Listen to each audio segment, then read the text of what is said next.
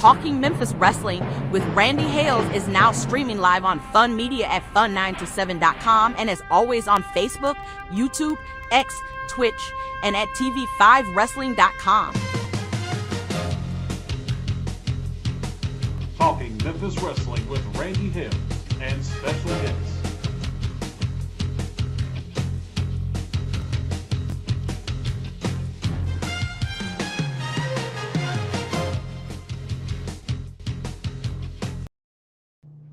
Hello again, everybody. Hey, it's Randy Hills, and I'm live from where my story began, the hub of Northeast Arkansas, Jonesboro, Arkansas, out Highway 49 a few miles out of Jonesboro, and we're ready to rock and roll tonight with Talking Memphis Wrestling. And I want to say my hellos to Richard is in the house, and Lucien, and my buddy. We'll put him up there. My buddy Bo James is watching the show from the Tri-Cities. Appreciate it. BC's in the house. Greg's in the house. Alvin's in the house. Richard's in the house. All kinds of people are ready to rock and roll with this program tonight, and we appreciate it. And the first lady of this show is from Thailand, and that's always impressive to me that PJ, first lady of the Randy Hill Show, Talking Memphis Wrestling, love her to death, and the #1 Memphis Wrestling fan, the #1 Jerry Lawler fan, not only in Thailand, but anywhere in the world. Shane is in the house, and appreciate everybody. And if I fail to put a comment or refer to a comment, I'm here pushing the buttons and hosting. Adam will not be able to be on the show tonight, a work conflict, and we'll miss him. Listen, hello from Michigan, snowy up here. What in the hell are you doing in Michigan from Lexington, Kentucky? Bunch of people in this house, and we appreciate it. And Thomas is saying hello to PJ. Hey, if you notice, and I'll straighten up here, I am wearing my Christmas gift. This is from Dr. William Rusty freaking Robinson. Now, he would fit in, by the way, you're going to have me wearing the shirt, him wearing the shirt, and him being the real stinking thing, because he is what he is. Now, this is absolutely, without a doubt, better than just having it on the shirt. He is no doubt would have fit in the wrestling business very well. You can tell that he's in gimmick. He has his gimmick on, but it's a shoot. It's a shoot. The doctor had surgery, as we know, a month or two ago now, but had more stuff recently, and he has a pretty cool look with his, supporting his blue Doctor t-shirt, the real human being as we are. Gonna ramble on till Michael shows up, and we'll bring in Dr. Rusty William Robinson, originally from Memphis. He is now in Orange Beach. A lot of his life, New Orleans. He's been to Texas. He's been to LA. He's been all over the world. And you got your gimmick on, your Terry Funk impersonation, and your t-shirt. Hey, Rusty. Hey, Randy, thanks for having me. Hello to everybody in the chat. Good to see everybody again. And I apologize for my eye. I hope it doesn't scare anybody. I had my eye dilated again, and the doctor says I'm doing good. The hole in my retina has closed, but my eye is still dilated, so I can't see out of it very well. So I just closed it up. So I'm looking with my good eye tonight. So that's why the patch is there. Well, it's pretty darn cool. Absolutely pretty darn cool. We are going to start with some BS. We're waiting for Michael Stanton John to come in. And remember, folks, I will be a little distracted because I will not only be hosting the show, I will be pushing the buttons, that sort of thing. My buddy from Jonesboro lives in the other part of Arkansas now. Frank Seaton is in the house. Thomas is saying hello to you, and BC is saying hello to you, and the PJ is saying hello to you. Hey, I think that's bullshit. It looks like you're over. This is my show, and it looks like you're over. Man, what's up with that?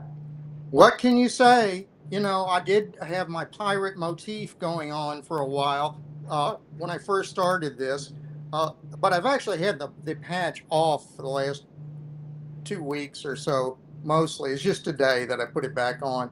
I told Randy before the show started I'm doing my Terry Funk imitation. My eye, my eye. When My he had cheesy eye, what he said. when Lawler stabbed him in the eye, supposedly with the wooden chair leg, which is one of my favorite matches of all time. That didn't draw a dime because it was in an empty Empty coliseum. arena.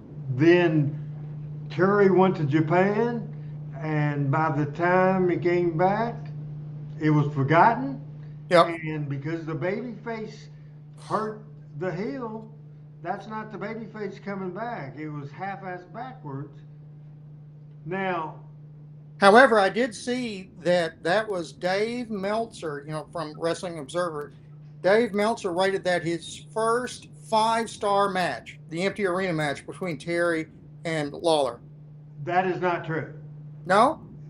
He rated the first 5-star match, not the empty Coliseum, the no time, no disqualification match between Funk and Lawler. Oh, okay. I believe in '82.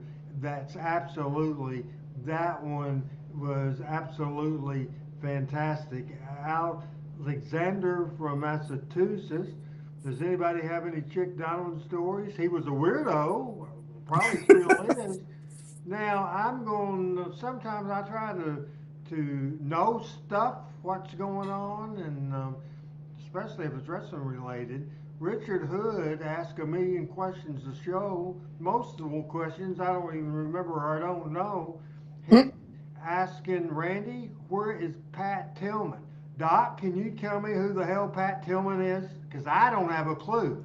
Well, the only Pat Tillman I know is the former military guy who was in Afghanistan. I believe he won medals for valor. Didn't he go on to play in the NFL? I believe that's him. I don't know where he is right now, though. Haven't heard anything about him, I don't think, in a long time. No. But I'm pretty sure that's the Pat Tillman I remember. Did he have anything to do with wrestling? Because this is a wrestling show, and I think you're right about who that is. Maybe Richard can let us know. Yeah, not that I know of, but that didn't mean anything. Hi to Michael Butler in Humboldt, Tennessee, my buddy. Say it every time. You could see the WWE grabbing a guy like Pat Tillman at the height of his fame and putting him on. Yeah, somebody says he's dead in the comments. Yeah. I think he was killed, wasn't he? There's something like that. And Yeah, Richard says he played for Arizona. Yeah. Played for Arizona for sure. And Alexander says, Randy, is there plans to make Memphis Wrestling territory action figures complete with a toy USWA or Power Pro ring? Not that I know of. I'm not into that kind of stuff. I'm into booking wrestling. I am. So, Jimmy thinks that he means Pat Trammell. I bet that's right. Pat, I believe, is in Las Vegas on a work-related situation.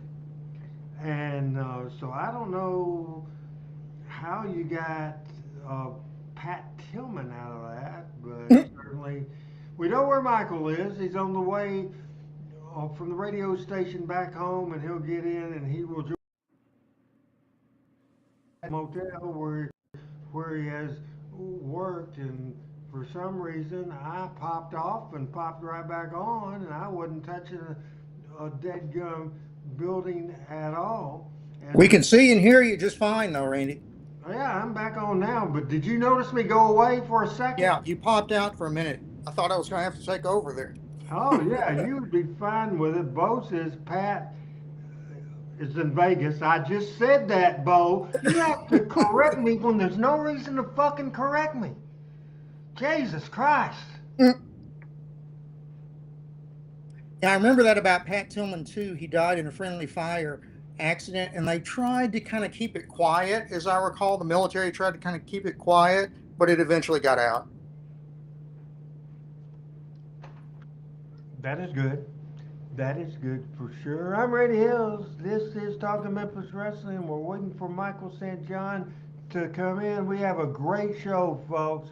Classic footage from the 70s. We had super, Mo, you know you like correcting. It gives you a nut. It gives you a thrill. It's the highlight of your life coming in, watching this show and correcting. Half the time it's nothing I said wrong, but you love it. You get off on it. You absolutely get off on it. Jimmy Street is watching this show. Troublemaking Jimmy Street. What in the hell is going on with you? Now, Hey, let's ask Bo. He may know the answer to that question I was asking you before we started. So I saw don't make Memphis. him have a bigger head than he has, please. I saw a Memphis TV match this week, just out of the blue. I was at the gym and I was watching, and it was a match from Memphis that I had never seen before. I had thought it was in 1983 because I would have been in medical school then. I missed a lot of stuff then because of working so hard. Anyway, the match had a guy named Speedy Talltree, was one of the guys in the match, and he was with a girl named Debbie Combs, who many of us knew as a wrestler, and she jumps in the ring and helps him at some point. And Debbie was Cora Combs' daughter, and Lance and Dave mentioned that on the air. And I had never remembered seeing Speedy Talltree, and Randy corrected me to say that was Tom Renesto's son, which makes sense, I guess, because Renesto was there at the time. He even came on and did like a cameo in that piece, so you could see him coming out as like the authority figure. I thought that was 83. Randy thinks it's 85 because that's when Renesto was booking. I don't think it was 85. I know it's 85. I know I it's was in 85. medical school both 83 and 85, so it could be. It is. I promise you. It absolutely is. Pat, now, Ernesto, after the split, probably in 79, Ernesto booked for Nick Goulas on the other end. But he had pretty good success in LA, and years earlier, good success booking the opposition promotion for Georgia Championship Wrestling. He was a smart guy, and he was real successful in Puerto Rico, and that's why Jerry Jarrett, who at this point Bill Dundee was gone, had lost the loser leave town match going to Bill Watts, and so they would alternate between Lawler and Jarrett, but at that point Jerry felt that he was burned out, so had Lawler do it for a few weeks, but made the deal with Tom Ernesto for about 3 weeks, and then Jerry took over, not officially. Tom was still named the booker. Tom was brilliant, a great wrestling man. Certainly, he just didn't know the Memphis territory. He just didn't know the Memphis territory. Wasn't Tom one of the original assassins also? Yes, with Jody Hamilton. Right. Absolutely, no doubt about it. No doubt about it. Hey, Did Speedy Talltree ever do anything else in Memphis? Maybe a shot here or there. I don't remember seeing him. Hear that? Tom's other son was Tom Branch that wrestled, and he also was a heel referee. And Bo says, I feel like I'm having to get freaking cleared on shit I'm saying on my show on a year that I was there. Anyway, Bo says RH is 100% correct. It was 1985. I'm glad. Okay, I give. Richard says Randy Tom Ernesto booked for Gunkel. I said the opposition territory. Jesus Christ. Interns are, what about the interns? James Davis says the interns, they He weren't was there. not an intern, I don't think. No, that I know of. He was a part of the Assassins, Tom Ernesto and Jody Hamilton, and also I think the Great Bolos, a great wrestling team. Just fantastic. Man, we had such a good time last week, a fantastic time for sure talking about old school Channel 13 wrestling. We have classic videos. I know this is an extended opening. I know I'm producing and having to do everything. I know that I've gone 17 minutes waiting for Michael St. John to arrive for his first take, and I guess I didn't officially get you to have a first take, but we've been talking for 17 minutes, so we'll say some of the crap that are stuff that he said, Dr. Rusty Robinson can be considered his first take. And he's all a gimmick. He's all patched up. And here is Michael There he St. is.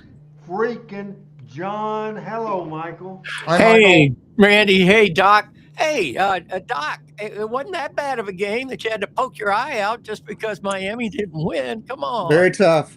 Oh, I was pulling for Ole Miss. You know, they beat Tulane, so I was hoping Ole Miss would go all the way. But I was too. I think they got robbed, but anyway, yep. I think the right team won though. I am. There you go. Let me tell you a quick story, and then we can get to wrestling because I don't have a first take other than this quick story. This sweatshirt is a really heavy-duty sweatshirt. I bought it at the Russell Outlet Store in Alexander City, Alabama in 2005. 2005. I haven't worn it that much because, number one, I'm not an Indiana fan, and I'll only put it on when it's really, really cold. But I got to take, because they make sweatshirts. By the way, if you buy a sweatshirt in New Orleans, or you buy a sweatshirt in Nashville, or you buy a sweatshirt in Michigan, there are 3 different weights of sweatshirts. But I got this on. It's a little warm. I will be ditching it very shortly, but I just wanted to show it. Since I had an Indiana shirt, may as well give them their props.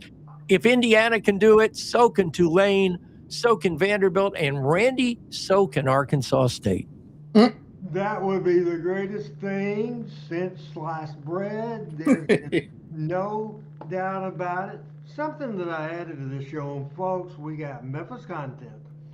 Don't be scared. Don't be worried. Don't think I'm going nuts. But I am not starting because you're going to have to wait a few minutes to get to this part for sure. Ricky Fetz is in the house. And woo, Indiana, baby.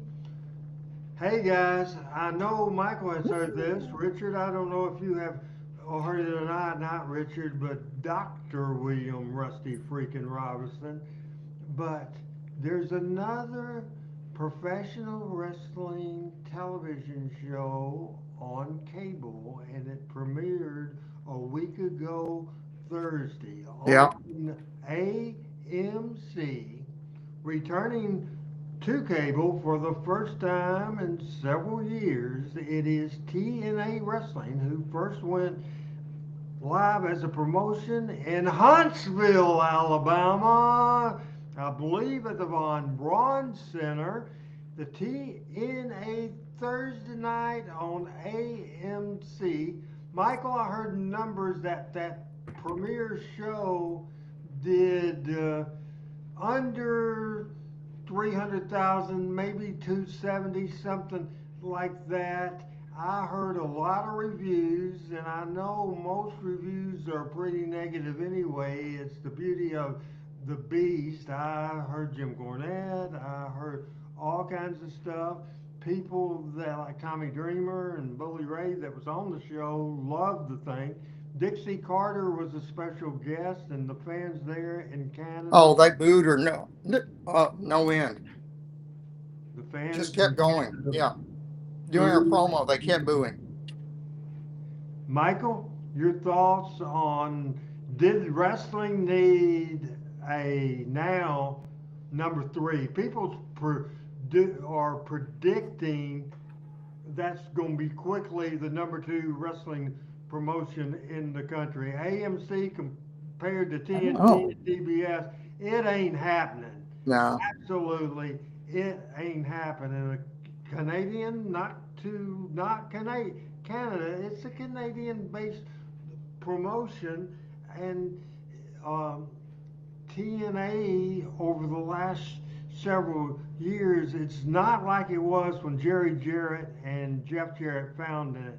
And to me, one last thing to throw it to Michael, I think the biggest negative happened with TNA was a power play by Dixie Carter that wanted from day one to be the boss without a doubt. She ended up putting Jeff Jarrett on leave, took him out of creative, a power play to put her in charge, brought in other people. Jeff eventually left. When the good things, the memorable things that happened with TNA, Jeff Jarrett was there. When they brought in two people that had been successful, without a doubt, Eric Bischoff, who was successful with TBS, and Hulk Hogan, who's professional wrestling, you can't find many more people that are more successful than that. But Michael, when did Hulk Hogan, up until the time he got in TNA, when did he ever run a professional wrestling show? Your thoughts? I haven't had a long series of talks with Jeff, but I've talked to Jeff briefly over all that when all that came down. When TNA was first formed, let's go all the way back to 2002, I think it was, when 2002, when it went Yeah. live. Yeah. June of 2002. And they actually wanted me. I did the promo voices for all the startup, the first show, and they hadn't decided where it was going to be. And I had a conversation, and it was a three-way conversation, and Jerry was on the phone.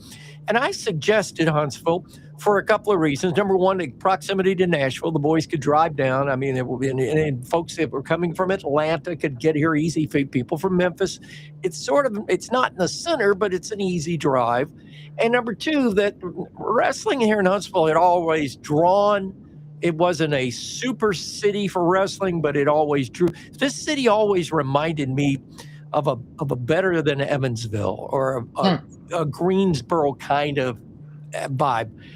And So like kind of a good second city. And I'll never forget the night that the show debuted.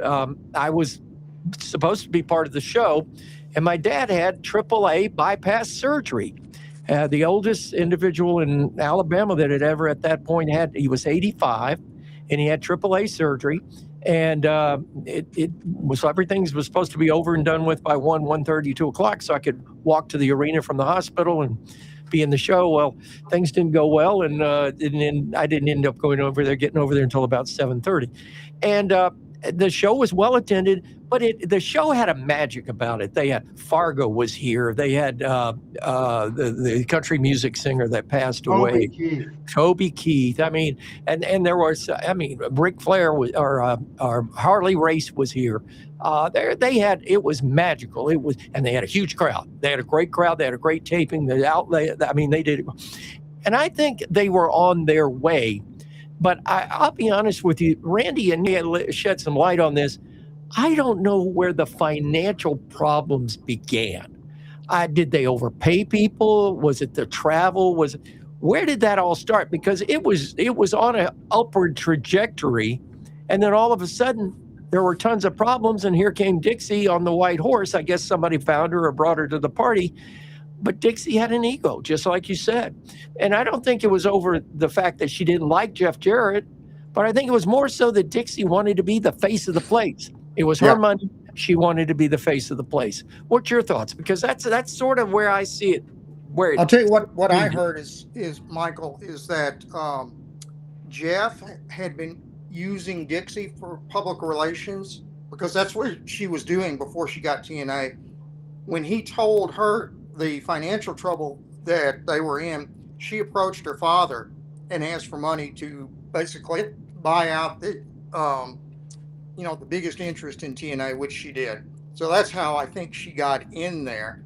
And you're right. She had an ego and wanted to be in charge and, eventually forced Jeff out, like you said. Now, y'all want to know the real story? Absolutely. Yes. So it was a Jerry Jarrett business. They Right. needed, because they were going to do weekly pay-per-views, never been done before. They needed uh, investor. It's Alabama related. Who is Richard Scrosey or something like that? Scrushy. Oh, yeah. Richard Yeah, yeah. Scrushy. Richard Scrushy. I can't say it. You got me saying it wrong. He's the guy that he put up Grandview Hospital. He was Yep. he was the man in charge of the retirement systems of Alabama, RSA. One of the richest people in Alabama, Richard Scrushy. Scrooshy. Yeah. Okay. But anyway, the guy had lots of money. He was the guy that built the huge golf and hotel complex down in Birmingham. In fact, where I was inducted into the Alabama Broadcast Hall of Fame, out at. And I can't even think the name, but the guy had tons of money. Absolutely. Was that Dixie's connection, Randy? No. Scrushy. He preceded Dixie. He preceded Dixie. Yeah. He was going to be their investor, but then he got in trouble. Isn't that right, Randy? He got Yes, that's in where I legal was trouble. going. Yeah. That's where I was going. Just a second here. And this way. Richard Scrushy in Alabama with Retirement Systems of America got in trouble for misinvesting Right. money of the all the retirement systems of the state came through him. And he's a big Auburn guy. But he apparently he did some things that's not kosher, and he got in big trouble. In fact, I think he went to prison to one of those. I think he went to Maxwell Air Force Base or Gunner Air Force Base in Montgomery in their prison. Okay, he was going to be the original investor of TNA. The ownership group was, the majority was Jeff. Jerry was underneath that, but the people investing it was the dude from Alabama. That's why I always say you got to be careful with these people from Alabama. And You got that right. I've got two on this show right now, but there was another bad situation because two little double whammies. First of all, they were using pay-per-view numbers that their pay-per-view provider, and I forgot the guy's name, was providing them, and they were spending accordingly. They were spending accordingly based on that. They found out they got false information. So it was serious enough that this situation with no notice at all, Scrusy didn't even cover one of the television tapings' money that had to be funded. I mean, we're talking about a ton of money. It came close to bankrupting both Jarretts. And one of the things that I'm glad, because I know Jerry Jarrett most of my life, and Jeff Jarrett's been a friend of mine and still is, and that would have been absolutely horrible. Jeff tried to go to all his vendors. Go to all the vendors and tell them, say, hey, we're going to pay you. We're getting another investor. We're getting it set up, but you may not get paid immediately. Went and had that conversation with his PR guy, Dixie Carter, that had no idea who Dixie Carter was. So he explained the situation, said, we're looking for the investor. And she said, my dad might be interested in that. And Jerry didn't take her too seriously. Well, we're talking about a lot of money. And Dixie said, Google, if they had Google back then, I think they did. And did they have Google in 2002, Michael? If it was a baby, but I don't remember it. I don't think so. He figured out that he was a billionaire. And so that saved everything. The Carters became the majority owners of the company. Jerry and Jeff had minor deals, and later on, Jerry sold his part because he was so fed up of the situation. But that's a long story to figure out based on very close conversations, not only with Jeff, but with Jerry, with other people that was there at the time. That is absolutely what happened. Hey Josh, what is going on? And everybody, hope everybody is doing good. Before you reply to what I said about the TNA mess, and before I want you to see if you saw any of the show and what feedback you have, but I'm going to throw a curveball at you. Michael Rubin says, Michael St. John, what's the best match you ever watched in person? Whoa. I'd have to think about that one. We'll come back.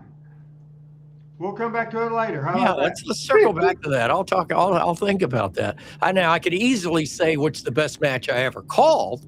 I mean, yeah, that would be pretty easy. But I mean, other than that, God, that's a great question. But thank you. I'll think about it. Michael, Randy, what's the worst real life fight you witnessed in the dressing room? Miss Texas, Jackie Moore, and Luna Vachon, and Luna beat the shit out of Jackie. I mean, bad. I say you're absolutely right. That was ugly. Also, there was a dust up that ended up with a knife being pulled, a confrontation between Wolfie D and Bill Dundee. Just didn't see a lot of fights going back in. Let's wrap up the TNA talk, Michael, with your thoughts. I did not see the show. I will try to watch that show because I hope the best for TNA. I'll be honest with you. Having a little finger in to do something with it when it originally started, I hope the best for them. I also got word that there's another Canadian group that's on TV that's going on Roku or whatever it's called MLW. That's been around for years. Okay, because I just got a text on my phone today or yesterday about it. But the TNA thing, and I've watched a little bit of that show. I believe it was on Vice or one of those other little teeny networks before now going over to AMC, American Movie Classics. Interesting, it's a Canadian company. But AMC has a pretty loyal listening or viewership from older people. Their demographic is 50 plus, and it does. I mean, that's why it's on all the satellites and the cables and everything, because it has a good following because they showed old movies. I find it odd for them to be getting into wrestling, especially into wrestling that is current, rather than showing old tapes of an old, whatever. But maybe there's just none available. But that's interesting. I will definitely give it a watch. But I don't know. I did see today where Tony Khan got voted Fightful magazine or Fightful website or whatever's Booker of the Year. And that was all over the sports. It was in the Athletic and several other sports things that I get. I did see the show, the TNA show, and I was disappointed. They only had, I think, 3 matches total in the whole 2-hour show. They did lots of like clips from the past of old TNA stuff. And lots of commercials. It seemed like more than usual. Overall, it was disappointing. But like you, I'm pulling for them. More wrestling the better as far as I'm concerned. But the first show was not what I anticipated. I have a question for you guys because I always like to keep track of the old NWA title.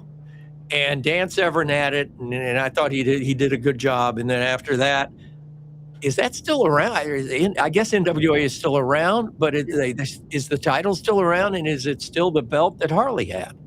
I'm not sure if it's still the belt Harley had or the big belt that Ric Flair had. That promotion now, Smashing Pumpkins Billy Corgan is the owner owns it of that situation, and I do not know in any way who is the champion for sure.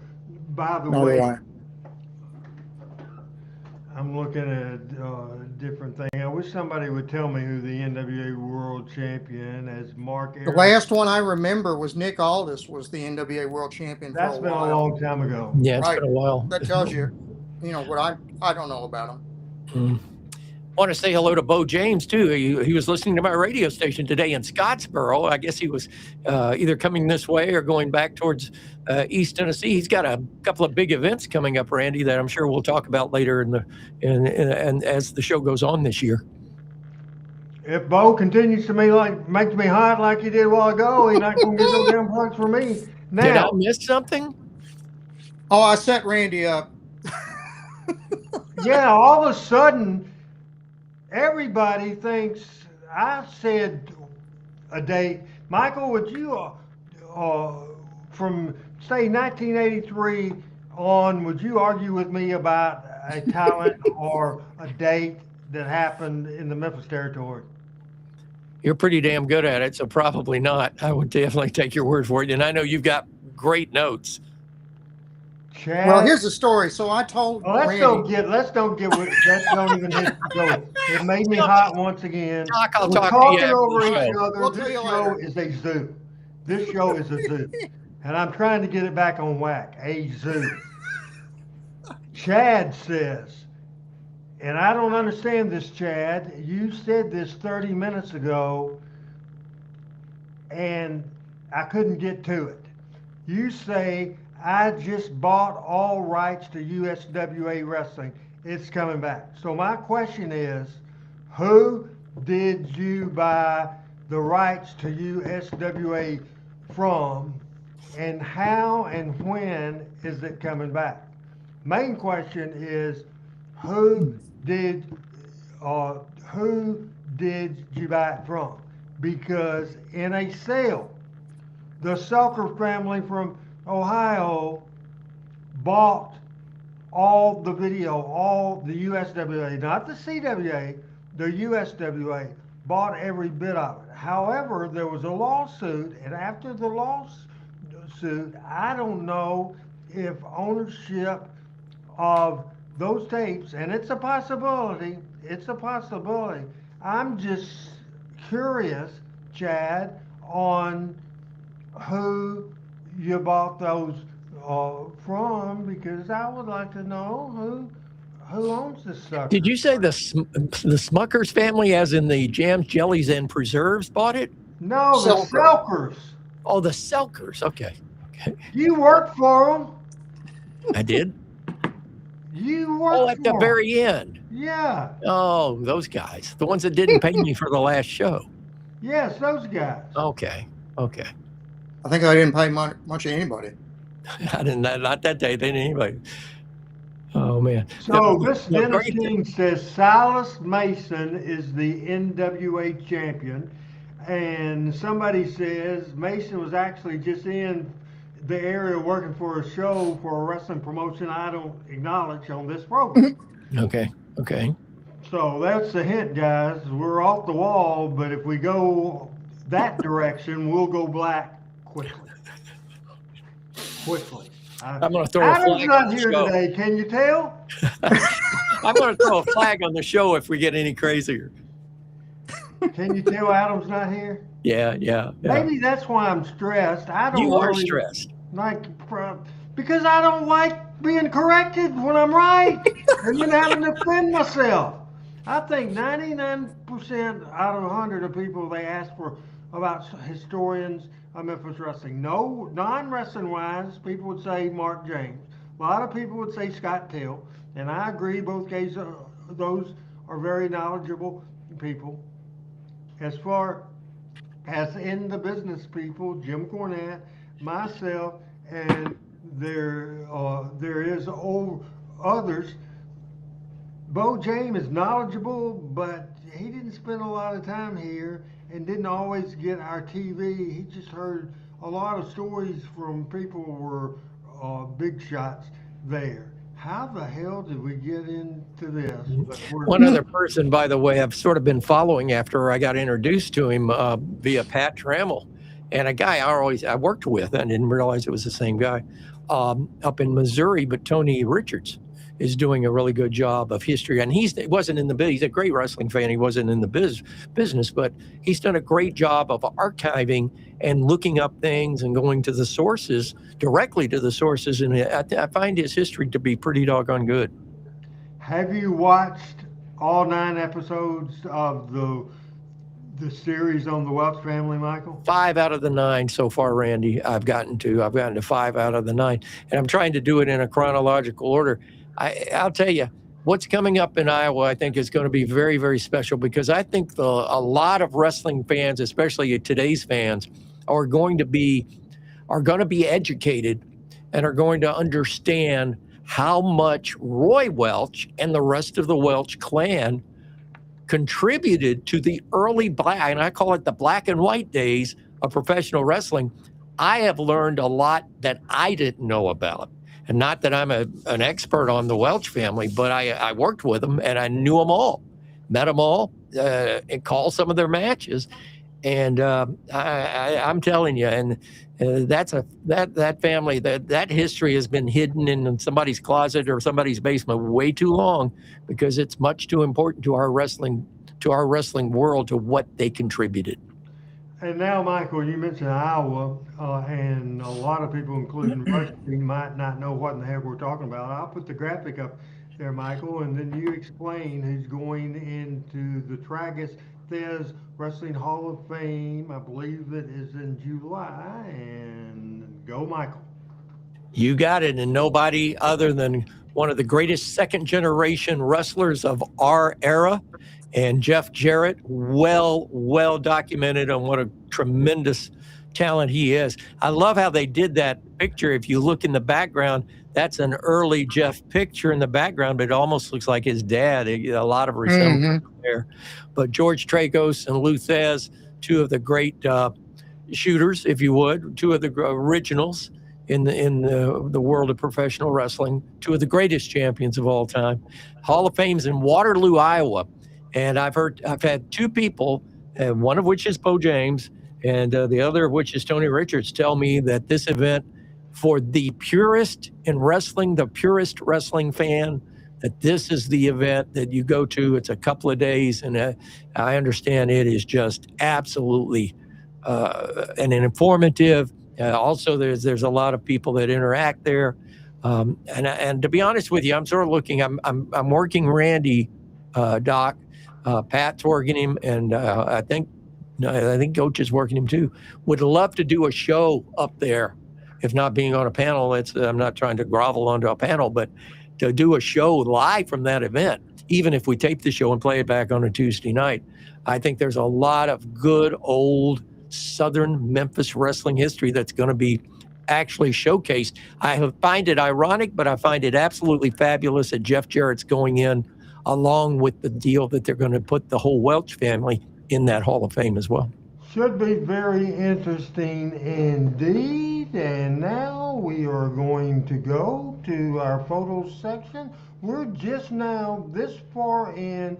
We're just now in segment 2 of this show, talking Memphis Wrestling. Memphis Wrestling had a death in our community of Memphis Wrestling, and certainly we always for sure hate to hear that. And it happened on January the 14th of 2026, February 28th of 1959 to January the 14th of 26. Rick Link wrestled here in 83, and he came back at a different time and had a very short second run. Man Mountain Link passed away, and certainly we want our sympathies for sure to all people that were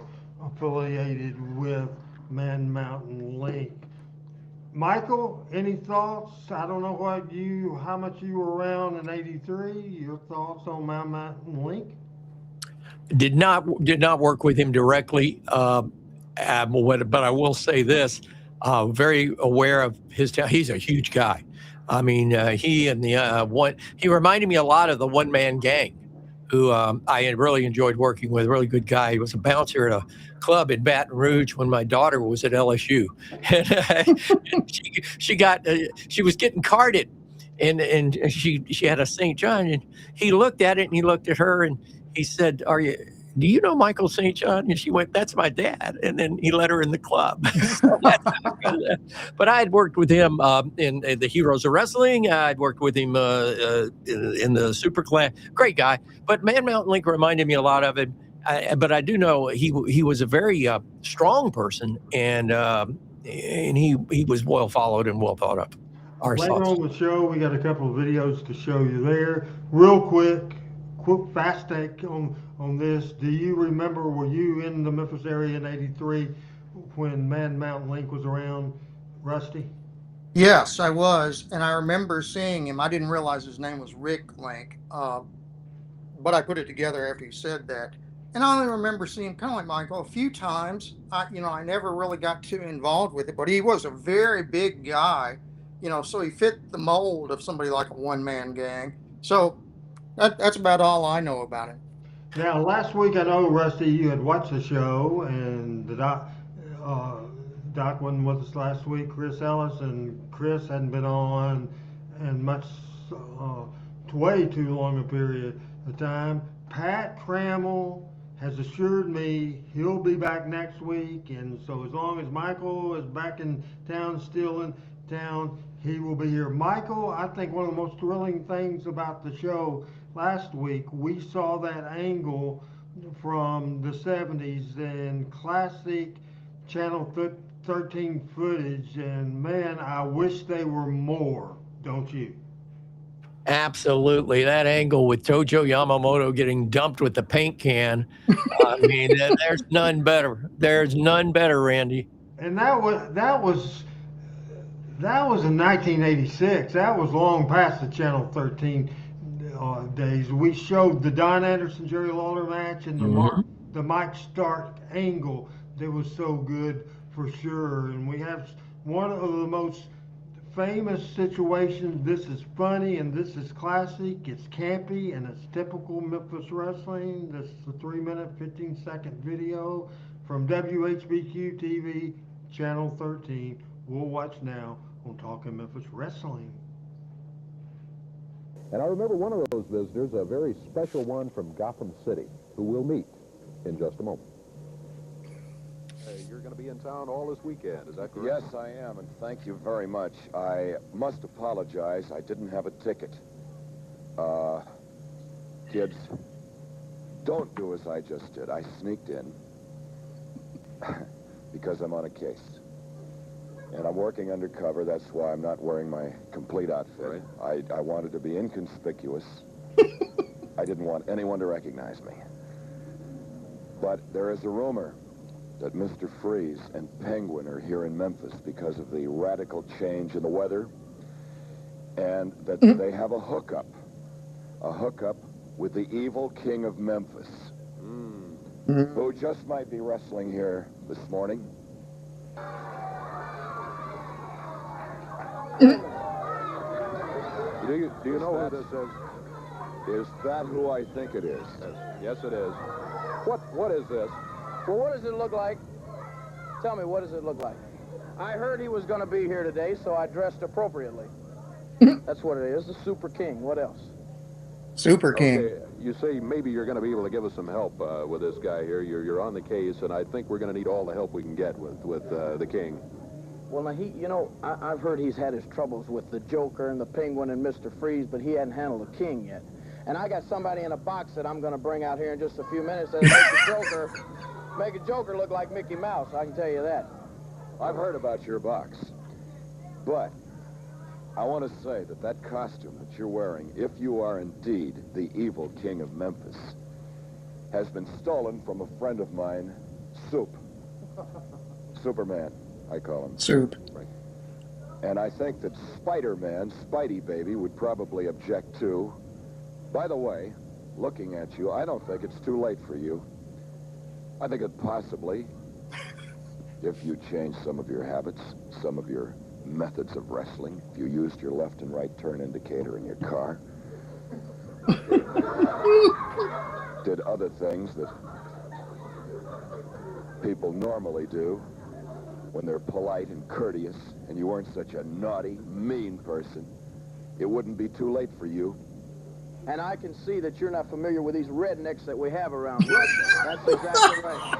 That's right. I tell you what, gentlemen, they look like splendid people to me, and they're Bat fans. I know they are. And I think it's insulting to call them rednecks.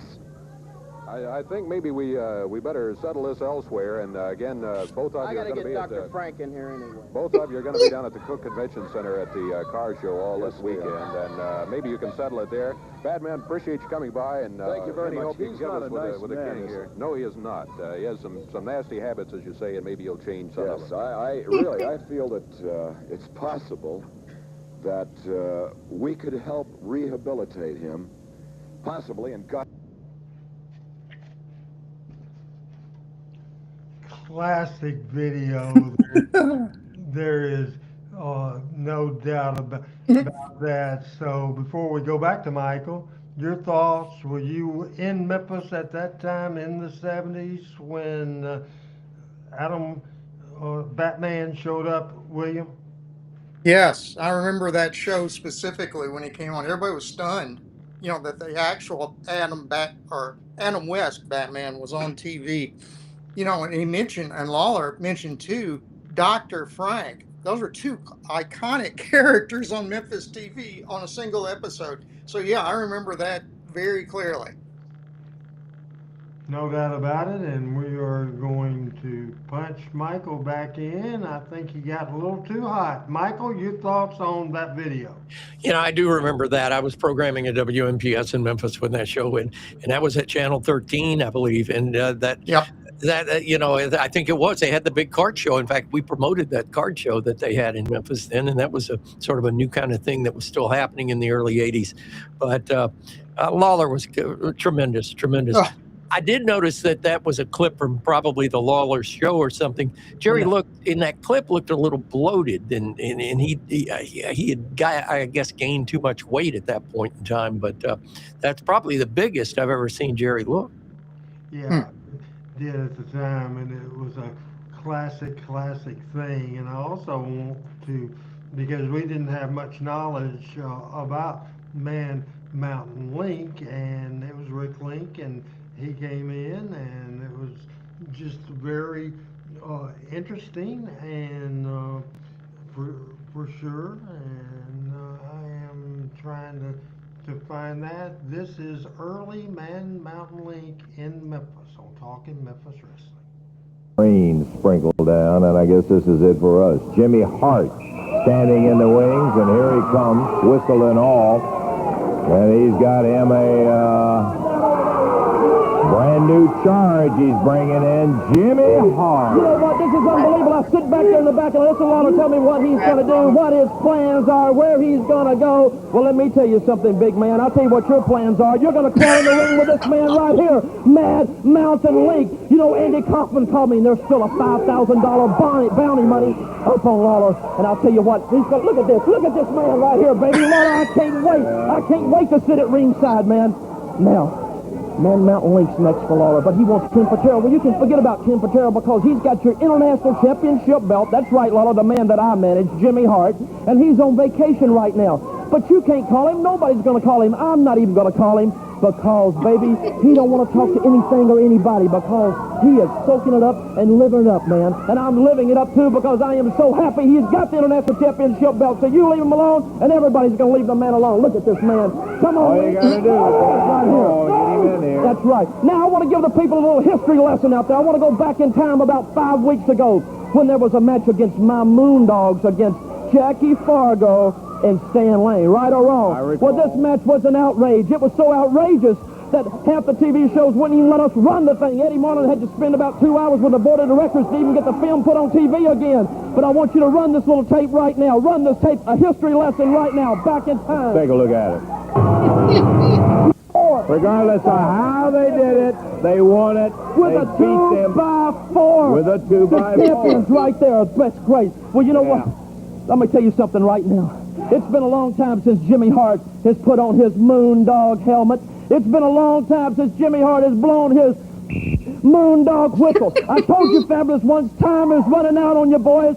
Time is gone. The vacation's over. My Moondogs will be ready. I hope you're ready. You better put Fargo in that wheelchair and ship him down there, man. That's what you better do, because I promise you this. Go ahead. What were you going to say, I was Russell? going to say I want to clarify the Moondogs we asked to be here today, but Eddie Marlin asked that the Fabulous Ones and the Moondogs not show up in the studio because we don't want Well, any of why that. don't you tell the people the real truth? What happened is the Fabulous Ones called Eddie Martin and said the Moondog's going to be on there, and he said, yeah. He said, well, we don't want to be on there, Eddie. That's the truth of the matter. They didn't want to be here. Well, let me just tell you, we're going to be ready, and you better be. Now, Man Mountain Link, Lawler, you get a camera of this man right now. Man Mountain Link. $5,000 bounty money. Andy Kaufman sent him to me. Lawler, it's going to be the night of your life. I can't wait, baby. I can't wait. I'd pay $5,000 to be there myself. Man Mountain Link. Okay, well, you might know Jimmy Hart would be the one that might bring a deacon here to try to do something to Jerry the King Lawler. He is managing him for Andy Kaufman, and he... Oh, boy, I'll tell you, that is something else. Okay, we got a single match. That type of gimmick ain't for me. Never was for me. Anything that makes people laugh when they're a heel, you know, is just not the right deal. So nothing personally against the guy that's in heaven. I just didn't like that character the way that it was presented in Memphis. Your thoughts on Man Mountain Link? You seem to enjoy it. You were laughing the whole time, and that's not a good thing when you're a wrestling booker that likes heat. Rusty? Oh, I had forgotten the chicken until right then, and then it all came back to me. Yes, now I remember, and I did get a kick out of it. I have to admit, you know, I'm very much a fan of traditional wrestling, I guess you would say. But that particular one, I remember being very entertained by. So I get it. It's not everybody's cup of tea, I guess.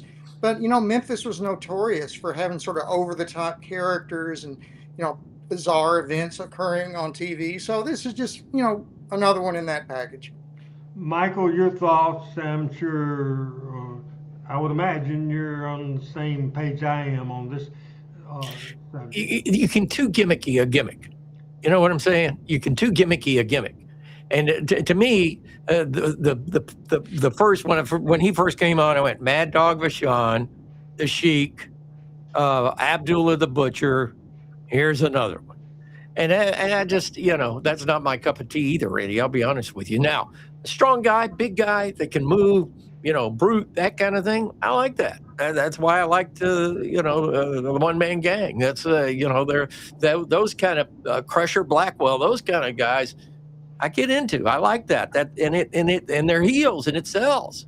But to me, you know, that they over gimmick the gimmick. That's my opinion. We are hour into the show. I have another Man Mountain Link video, and it's 7 minutes and 50 seconds. I just, as the producer today of this show, and I do that, decide what goes on there and what, no, not whether Adam's here or not. 7 minutes, 50 seconds. Then I got to get up at 4 o'clock in the morning. We're not going to play that video, and we're going to go quick takes on pictures, and I'm going to try to be out of here by 8:30 if possible. This is classic Jackie Fargo, Michael, bruised and battered, and this is one of my classic things because Jackie Fargo was a real wrestler. I mean, look at that. I love those sights. You know, when you see a picture in this day and time of a wrestler looking at that, like that means some makeup artist did one hell of a job. Well, this isn't a makeup artist doing a hell of a job. This is Jackie Fargo after a bruising battle. And I mean, he's all busted up in the whole 9 yards. That's a classic, fabulous Fargo picture. No doubt about it as we go again. And you can talk about this picture because one of your favorite guys, one of my favorite guys, on the left side of this screen, anyway, this was a Chattanooga, Tennessee, January 5th, 1980, right before Nick Michael had closed up shop. Anyway, discuss this graphic. Guess who the commentator was at that show? I think his initials is MSJ. You win the pony. Bingo. Yes, it was. That was a hell of a match too. And that the great thing about that match is that all four of the men, that was one of those wild melees in and out of the floor at the Memorial Auditorium. I mean, those guys, they went at it. And to be honest with you, I remember the match very fluently. One of George Goulas's better matches in the ring. And I know that the other boys were probably doing a good job carrying him. And of course, Bobby Eaton was even sensational back then. But you look at Ferris and Latham, the Blonde Bombers, you're looking at one half of the Moondogs there. And of course, Larry Latham, the honky tonk man, Danny Davis, who could work on his own. I mean, you had four excellent workers and another guy that could, when he was carried and could do a good job. And that was a sellout, by the way. I remember that was a wild place that night. How old was Bobby Eaton then? I was going to ask, how old was Bobby Eaton then? Probably 22, 20, 23, somewhere. Oh, okay. So he's a little older than I thought, but still a very young guy. Yeah. That's a great combination of wrestlers. I guess that would work to try to carry George Goulas, who was, one of the worst of all times in many people's eyes. But both Wayne Ferris and Larry Latham and Bobby Eaton could work together to overcome that, I guess. I don't think I ever saw that match in particular. George did not come to Memphis that much. I know Jerry Jarrett was not, fond of having George on his card. So I don't think we ever saw that particular match, although we saw those guys in various settings come to Memphis, pretty frequently. Next picture that we're going to show, Michael, I believe this is two of your favorite dudes. And plus, a wrestling announcer is on here that's not Lance Russell, Corey Macklin, Dave Brown, or Michael St. John, because it's from another territory when I adventured in a new role, and I was in Birmingham, Alabama, in the Boutwell Auditorium. And Michael, who am I with? Well, I see that's Dr. Tom Pritchard, I think, on the left, is it not? Yes. And that's Randy Hales in the middle. Boy, look at that suit. He paid some good money for that suit. Bill Dundee was calling me Randy Abe Lincoln Hales. I'm trying to figure out who the guy on the right is that you've got the microphone in the face. Is that Roy Lee Welch? Is that one of the Welch? Charlie Platt. Charlie Platt. Oh, my God. Oh, my God. I only met Charlie one time. I was more familiar with what his radio work was, but I only met him one time. So where was Charlie, Randy? Where was he located? Dothan, out of Dothan. Oh, okay. Yeah, and I don't he did remember Gulf him. South, and he did Continental for the Fullers and the Welches and the Fields. Good guy, good announcer, nice guy. No doubt about it. And somebody sent me this picture at a nightclub, not Jerry Lawler, that was doing a wrestling event in Memphis, and this is randomly, and I don't know if it's a real or what. How about this young lady? She has some class, Michael.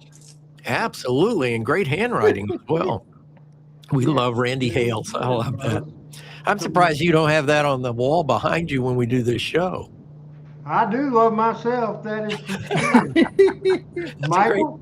Oh, boy. Here we go. Don Green, Al Green, Tojo Yamamoto, and it looks like Jackie Fargo being held, either Jackie Fargo or Jerry Jarrett being held off by the referee. And that looks like a Memphis shot, I believe. Yeah. Memphis shot, Mid-South Coliseum, Don and Al Green against Tojo Yamamoto, and I think that is Jackie Fargo, and that's a great picture, and we're going to go a little bloody, and here's Michael St. John to describe on Talking Memphis Wrestling. Blood and Guts. Again, that's Don Green and Fuller, Robert Fuller. Would you have guessed that, Doc? I didn't get Ron Fuller. No, or Robert. That's Robert. Robert, Fuller. that's That is Robert. Robert, Robert, right. yeah. I did Robert. get Did Don I say Green, Ron? but I'm sorry. I meant Robert. Yeah, you might have said the right thing. You know, I guess I've only seen Robert with white hair, or that's what I remember him with. So no, I wouldn't have gotten that. Randy, better worker, Ron or Robert Fuller? I would say they were pretty close. They were pretty close. So I think Robert was by far the better babyface of the two. What would you think? I don't think there's a right or wrong answer. What do you think? I don't either. I think Ron was bigger and Robert was more gangly, but I think Robert could sell like a son of a gun. Right. And I always really respected him for that. Okay, Doc, you do the caption on this one. Okay, this is the fabulous Jackie Fargo, and he's talking to, I believe, has his arm around, rather, I believe, is that Robert Gibson? You got the last name right. So that's Rick. That's Rick Gibson. Okay. Yep, that's Ricky. Yeah, Rick was a little bit bigger than Robert, and I guess a couple of years older, and really looked like a star. And I remember we talked about him, sometime in the past. Now, this one dude, obviously, we've already seen him once today, and it's ironic he has the basketball in his hand, and here's Michael St. John to do the caption on this. That's his sport, and he was a hell of a player, and it's still referees to this day. In fact, hopefully we'll get to see him in the next week or so. We're scheduled to have lunch, so looking forward to seeing George. George now is ball-headed, and there he's got that Andy Kaufman cut going. But that's the fabulous Jackie Fargo, and that may be one of the wrestling and basketball events that George did all over the Mid-South, of which Kicks 104 was a big part of back in the day. We go with the next picture, and do you know who's with Fargo in this picture, besides the two kids that were wrestling fans? Any guesses who this wrestler was? Haystacks Calhoun. Calhoun, yeah. Absolutely, 100%. Ring the bell. Michael St. John and Rusty got the number on that. Ring the bell, and we have spoke many, many times in this show about the Fuller family, and here's to describe who the father of the two young men we were talking about just moments ago, Michael St. John. That is that Lester Well? No, it's Buddy Fuller. That's Buddy Fuller. Buddy, yeah. Boy, look at the resemblance with Robert in him. Mm-hmm. Michael, you got this next one. Somebody that got on my nerves, and by the way, I didn't know Harry Thornton, so I don't know if he'd have got on my nerves or not. He would have. Michael? Oh man, I'll tell you, this guy. You're right about that, and he came to Memphis, and I don't know who he endeared himself with, but he's famous for selling Nick Goulis's territory. And he sold it to some unsuspecting person, and he was an ultimate con man, but boy, could he bring heat. And help me out with the name, because I'm having a senior moment, Randy. That's Ronnie P. Ronnie Gossett. Gossett. Ronnie P. Yeah. Okay. Ronnie P. in his younger days. My God. There's a story that I keep hearing about him and Shawn Michaels. I don't think it's something we can repeat on this show. Oh, no. I know where you're going. I know where you're going, and people said the same I can thing guess about, where you're going. People said the same thing about Ronnie P. and Jeff Jarrett, but we won't go there. We will go to this picture. This is, do you think, and we know a lot of wrestlers want to be singers. Jerry Lawler tried it, Lynn Rossi had a record, and Jackie Fargo had his own nightclub. We saw a picture last week with him and Eddie Vaughn. Here's Jackie Fargo. So what's the tie-in, you think, with music and wrestlers? Actors want to be singers Yeah. too. Right. I mean, Performers. I think the singing. I think everybody thinks they can sing until they've heard themselves on tape. Yeah, it's just being a performer. You want to do it all. Was that in Jackie's club, Randy? Do you know? I think it's similar to the suit he was wearing last week. So that's the club with Eddie Bond. This is the domino caught in that hole by. Do you know who, Michael? I can't, from this angle, I can't see. I can't tell. Dennis Hall. Dennis Hall. Hmm. Wow. This is Jackie Fargo, Roughhouse Fargo, and David and Jerry Novak, the bounty hunters, Michael.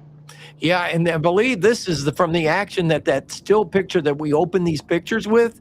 This is the result of this match is, I think, where that picture came from. Looks like.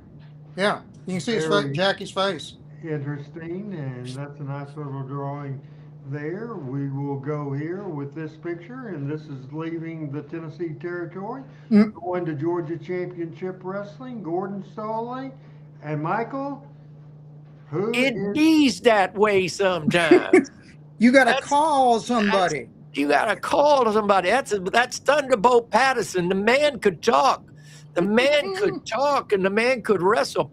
I always loved it when Downtown Bruno, and I think the world of Downtown Bruno. Always have, always will.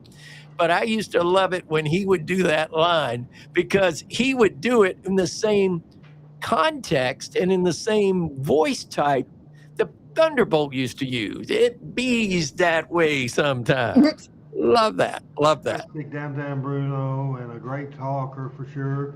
Do you know who this is? Kevin Sullivan? In Knoxville is a very young Kevin Sullivan for sure. This is a shot promoting TV5 wrestling. I know this guy too. I'd never seen this before, and boy, I don't know. This is an art card with Rick Morton. Yes. That's Ricky Morton? Yes. Yep. Wow. Okay. Now, you think about there 3 generations of Mortons. You had the bald eagle, Paul Morton, who was a referee, but before that was a wrestler. And a small fella, but could go. Yeah. Ricky Morton, to me, is one of the best workers of all time. He's just phenomenal. And I've watched Kerry, and I haven't gotten to know Kerry. I've met him a couple of times. But I think Kerry, if he's still wrestling the way he was a few years ago, I thought was one of the real bright stars in the independent world. Oh my goodness, I'm shocked that a major promotion has not picked him up. How about this one? Phil Hickerson. Nope. Don Green? Nope. I don't know. Worked for Nick a lot. Nick a lot. Boy, you got me. It's not Big Bad John. Help me out here, Lord. I don't know. You stumped me. He wrestled as a brother tag team, even though it wasn't his brother. But Al Green? No, he wrestled and had a heck of a run from a famous wrestling family, and his tag team partner ended up being the promoter of Championship Wrestling in Florida. Who is this guy? One of the Grahams. Crazy Luke. Yes. Crazy Luke Graham, yeah. You know, he worked for Nick a couple of times when I was doing the show, but I think he did work for Nick before I got there. But yeah, I never. Great story on Luke Graham. I always thought Luke Graham was a great wrestler, and Eddie and Dr. Jerry and Eddie Graham, Luke Graham, you know, they were there. I don't think they were any kin to each other. But the fact of the matter is, Luke Graham, the first time I met him in the locker room, there's this big brute on TV. You know, he had the biggest Southern drawl I had ever heard in my life in the locker room. I mean, he just drawled like crazy. Crazy Luke. Man alive. That brings back memories. I didn't recognize him. I apologize. I didn't either. I need to bring my brainstem back in gear after the game last night. I got to refocus here. We are going to have an abbreviated version of Talking Memphis Wrestling tonight. Again, I got a Memphis trip early in the morning, so we got to get up and do that. But we're going to go with one of my favorite heel tag teams in the history of Memphis. Phil Hickerson and Dennis Condrey, pre the Midnight Express, before any of that. Hickerson and Condrey drew money in the Nashville end of the territory, the Memphis end of the territory for Ron Fuller. Hickerson and Condrey was great, no doubt about it. Here, they are wrestling against Tojo Yamamoto and Bill Dundee. If this video works, it's for the Southern Tag Team Championship. Hickerson and Condrey against Bill Dundee. Big flying press. Bill Dundee kicked off of there by Phil. As Dundee,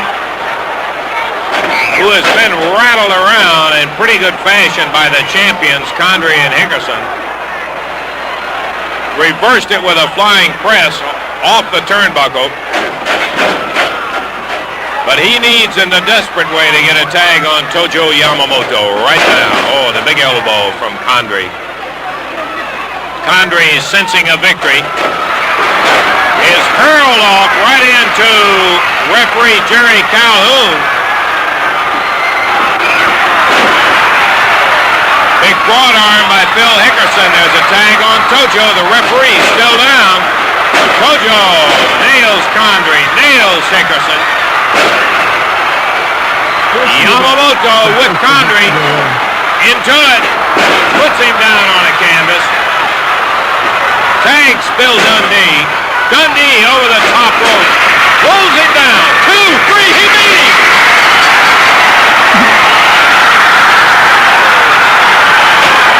Bill Dundee, Tojo Yamamoto have won the NWA Southern Tag Championship belts. The $5,000 remains in Yamamoto and Dundee's possession, and once again, Billy Dundee and Tojo Yamamoto are co-holders of the title.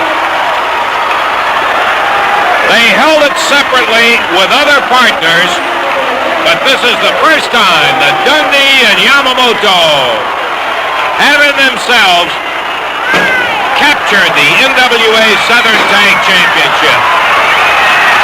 The Big Pin and Yamamoto and Dundee have upset Bill Hickerson and Dennis Condrey. The time, 24 minutes, 25 seconds, 24:25. Dundee and Yamamoto, the champions. This is Lance Russell from the Memphis Mid-South Coliseum.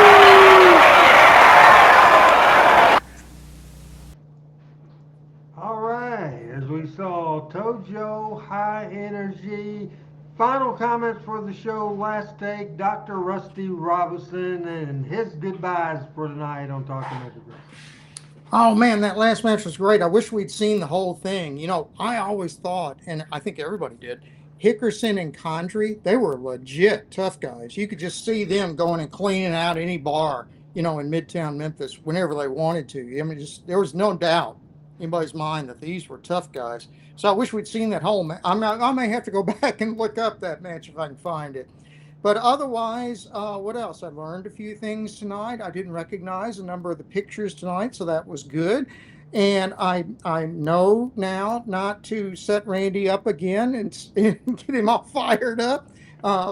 So I'm learning. Thanks again for having me this week. Thank you, Rusty, and we appreciate that last take.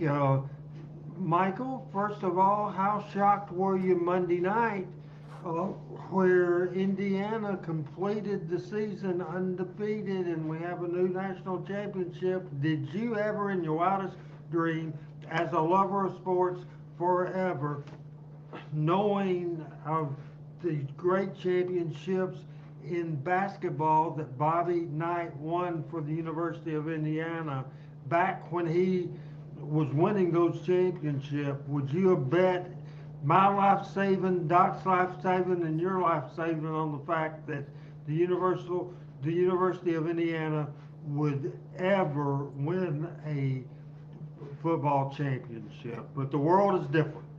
The world is different, and that's what NIL and the transfer portal have done to college football, and they still need to get a handle on that.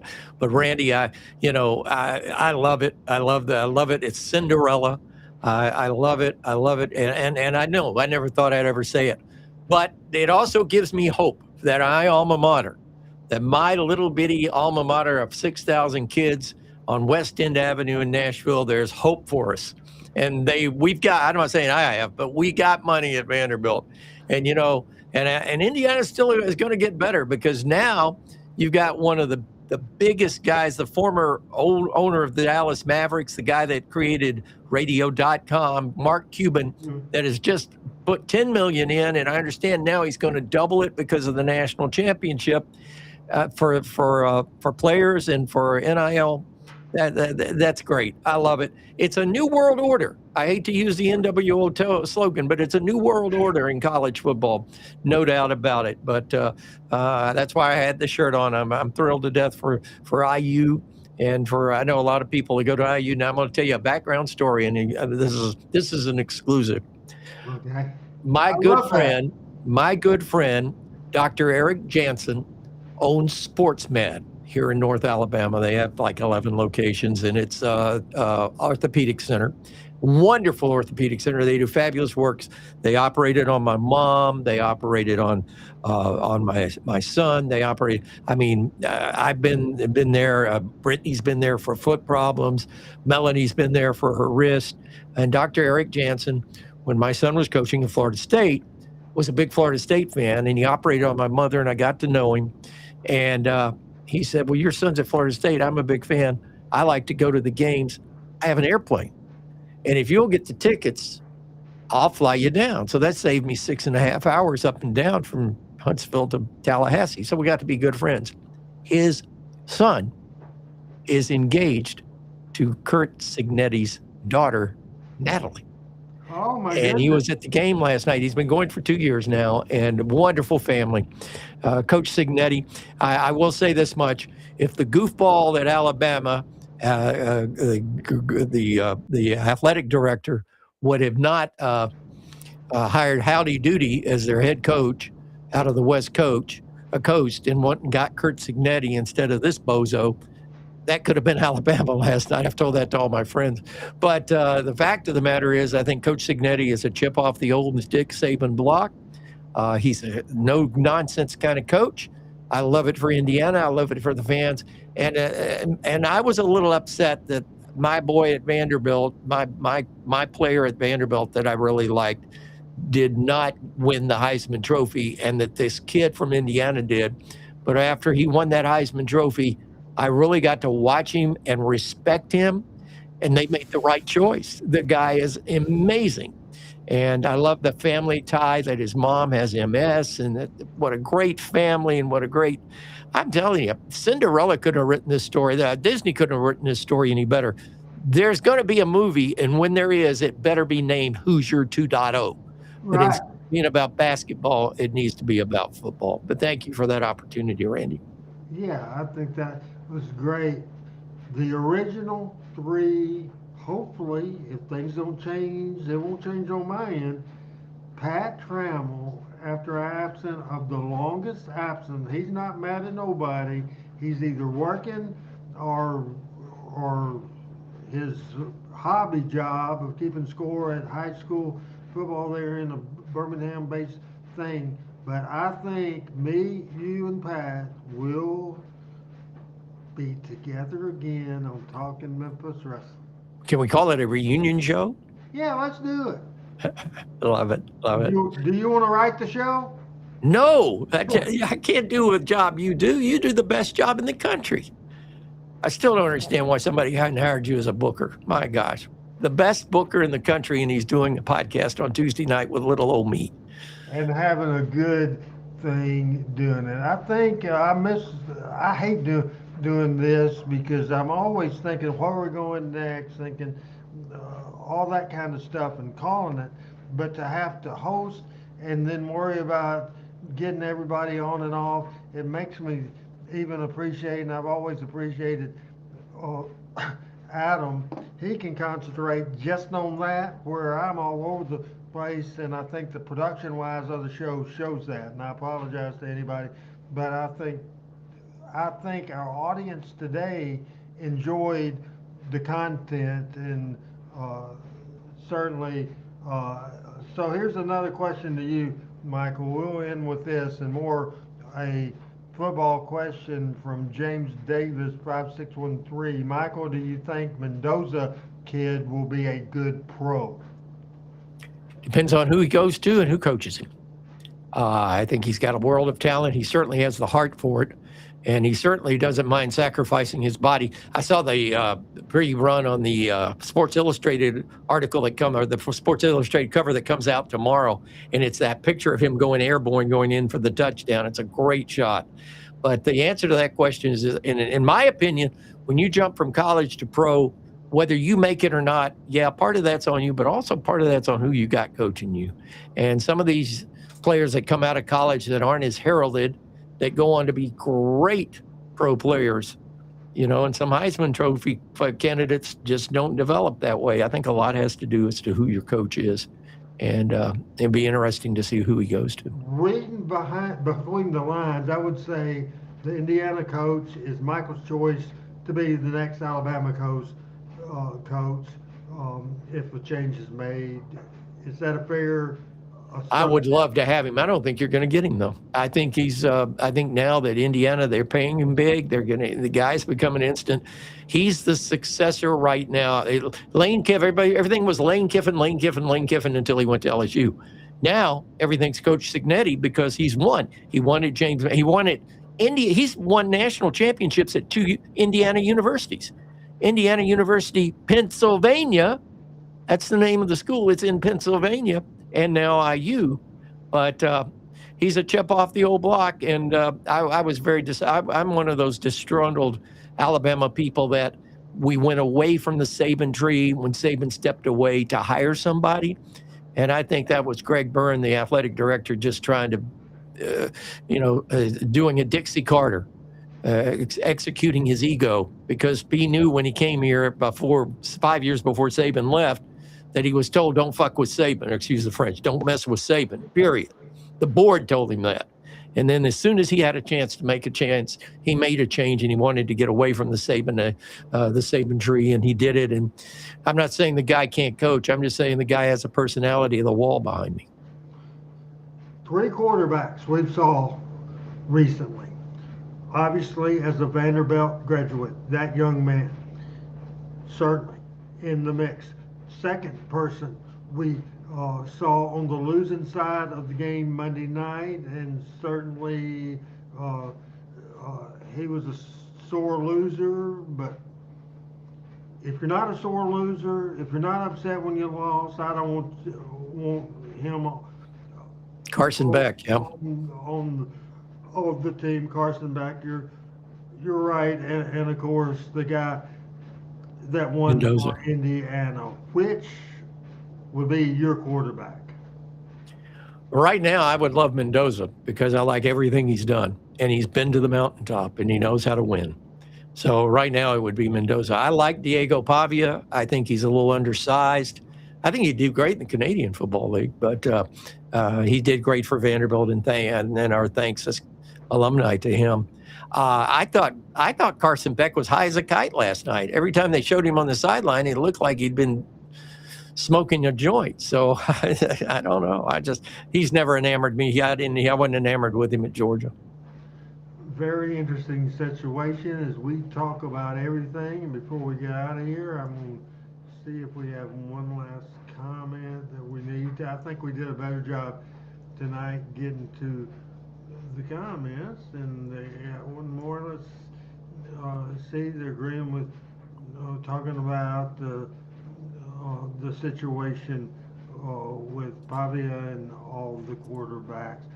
Final thoughts as we get out of here, Michael. Well, we're past the halfway mark in January, which I'm always thrilled to see January 20th come around, because I know a month from now in February, pitchers and catchers will be warming up in Arizona and Florida, getting ready for baseball, which I absolutely love. I do want to add one thing, though. I have gone, I don't know, my dad used to say, when you go to more funerals than you do weddings in your life, you've gotten old. And since December 18th, I have had to go to 9 funerals in that time. And the one today was a gentleman that has owned a radio station here in North Alabama for over 50 years. Pat Currington, who is also in the Alabama Broadcasting Hall of Fame, and is a friend of mine. Has been we were in opposite. We were, in a competition, if you would. But he was always a great competitor. I always respected what he did and what he stood for our business, and we lost him. And but 9 funerals since in a month is way too many. And I hope and pray that nobody out there is going through this same dark era of their life as I am right now. But it just gets to be, it's one of those things where you go funeral after funeral, and you just keep going to funeral. I mean, half of my life since December 19th has been going to funerals. So unfortunately, that's been the case. But Randy, I'll tell you, it's just, I guess, the time of the year. The other thing I want to quickly say for people that are in harm's way with the storm, the ice storms and snowstorms coming, I think you're in the path of it as well. Oh, yeah. I know we've got bad weather coming for the weekend all the way around. And yeah, absolutely. Our thoughts to everybody. Michael, real quick, as everybody see the Fun Media Group in the background there in your home studio, and our audience here at Talking Memphis Wrestling attached to Michael St. John, of course, and Fun Radio. Tell everybody how to check out the app and how to check out and listen to the station, and tell them when the best time. You're probably all over the place, but the best time for sure that they can tune in to hear Michael St. John's lovely voice. Well, I don't know if it's lovely or not, but 9 till 2 Monday through Friday, and Saturday morning 6 till 10. Yeah, you can go. Our website is fun927.com or funradioal.com or funradiotn.com. And the app is free, and would strongly recommend you bring it down. But of course, we have instant weather alerts as well.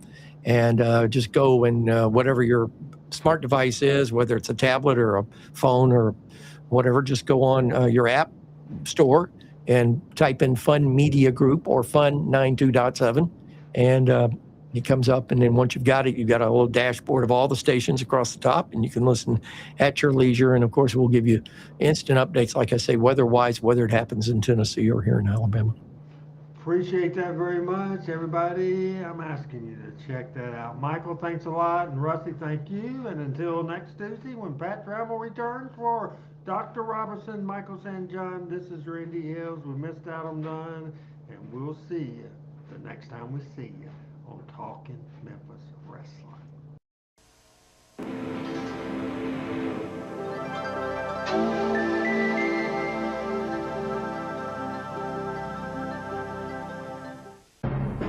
Talking Memphis Wrestling with Randy Hales is now streaming live on Fun Media at fun927.com, and is always on Facebook, YouTube, X, Twitch, and at tv5wrestling.com. Talking Memphis Wrestling with Randy Hill.